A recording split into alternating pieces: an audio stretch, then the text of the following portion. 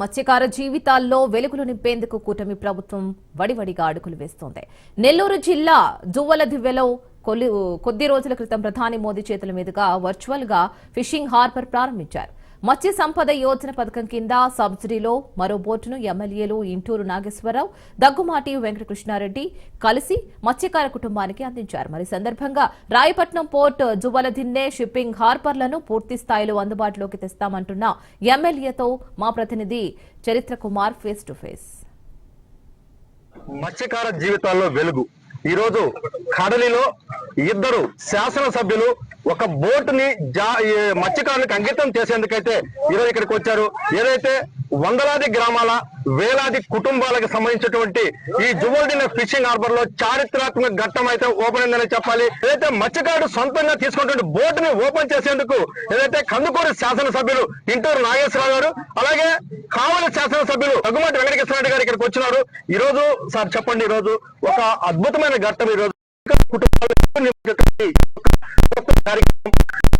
సంబంధించినటువంటి ఒక రైతు ఇక్కడ బోట్ ని నిలుపుదల చేసేందుకు వచ్చారు. ఇక్కడ ఎలా అనిపిస్తుంది ఈ రోజు ఈ ఫీలింగ్? రాష్ట్ర ముఖ్యమంత్రి వర్యులు నారా చంద్రబాబు నాయుడు గారికి, అలాగే ఫిషరీస్ డిపార్ట్మెంట్ జేడీ గారికి, అలాగే ఏడీ గారికి, మా ప్రాంతంలో ఒక చిన్న కుటుంబం నుంచి వచ్చి ఈ సముద్ర వేటకి జీవనోపాధిగా కల్పించినటువంటి అటువంటి కుటుంబానికి ఈ రోజు ప్రభుత్వం నుంచి సహాయ శాఖలు అందిన ముందుగా హృదయపూర్వక ధన్యవాదాలు తెలియజేసుకుంటూ, అలాగే మత్స్యకార కుటుంబాల పట్ల ఈ ప్రభుత్వానికి ఎటువంటి సిద్ధశుద్ధి ఉందో ఇది నిదర్శనం అని చెప్పి సందర్భంగా తెలియజేసుకుంటూ, తప్పకుండా రాబోయే రోజుల్లో ఈ మత్స్యకార కుటుంబాలని ప్రభుత్వం బ్రహ్మాండంగా ఇంకా రాబోయే రోజులు వ్యాపార పరంగా వాళ్ళని ముందుకు తీసుకొని పోయేదానికి ప్రభుత్వం నుంచి మేము కూడా మా ప్రాంతంలో కూడా సముద్ర ప్రాంతం ఉంది, కంపల్సరిగా రైతులందరినీ కూడా ఆదుకుంటామని చెప్పి సందర్భం. సార్, ప్రధానంగా ఈ రోజు మీ ప్రాంతంలో అత్యంత పోర్టు త్వరితగతిన ముందుకు సాగుతున్న పరిస్థితి.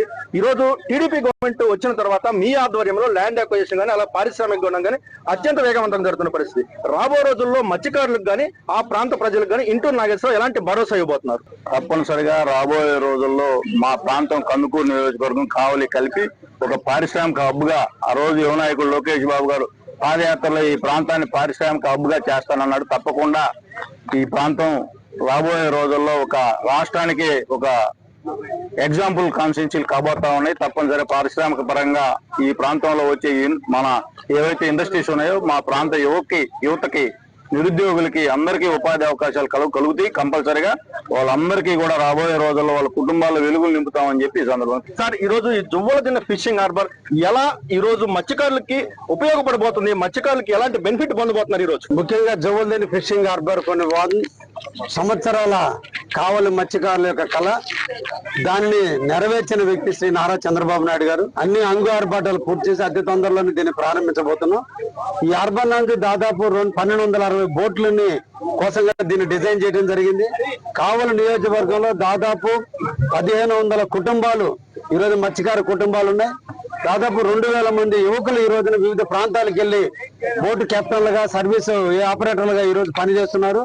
అయితే ఇక్కడ ఉన్న ప్రాంత ప్రజలు కూడా దానికి ముందుకు రావాలి. వాళ్ళందరూ కూడా ఈ పథకాన్ని సద్వినియోగం చేసుకొని అందరూ కూడా బోట్లు కొంటే ఇది అందరి ఇంట సిరులు కురుస్తుందని కూడా ఈ సందర్భంగా తెలియజేస్తూ ఉన్నా. సార్, ప్రధానంగా ఇక్కడికి వచ్చేటటువంటి యాక్సెస్ ఏదైతే ఉందో బకింగ్హామ్ కెనాల్ మీద బ్రిడ్జి లేదు. ఇక్కడ మౌలిక వస్తువుల కల్పన కూడా అంతంత మాత్రంగా ఉంది. వీటన్నిటి పట్ల స్థానిక ఎమ్మెల్యేగా మీరు ప్రభుత్వం దృష్టికి ఏం తీసుకోబోగలుగుతున్నారు? అలాగే మత్స్యకారులకు దీని పట్ల ఎంత తొందరగా దీన్ని భరోసా ఇచ్చి ముందుకు తీసుకోబోతున్నారు?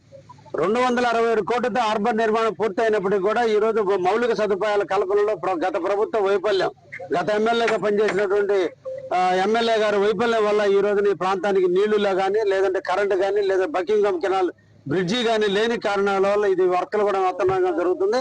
అయితే ఈ రోజున ముఖ్యమంత్రి చంద్రబాబు నాయుడు గారు ముఖ్యమంత్రి అయిన వెంటనే వారి దృష్టికి తీసుకుపోవడం, వాళ్ళు సంబంధిత అధికారులతో కూడా మాట్లాడడం జరిగింది. అతి తొందరలో ఆ బ్రిడ్జి కూడా పూర్తి కావడం కూడా జరుగుతుంది. అన్ని అనుకూలిస్తే మనం విజయదశమి నాటికి అన్ని అంగులతో ఈ హార్బర్ ప్రారంభమవుతుందని కూడా తెలియజేస్తున్నాం.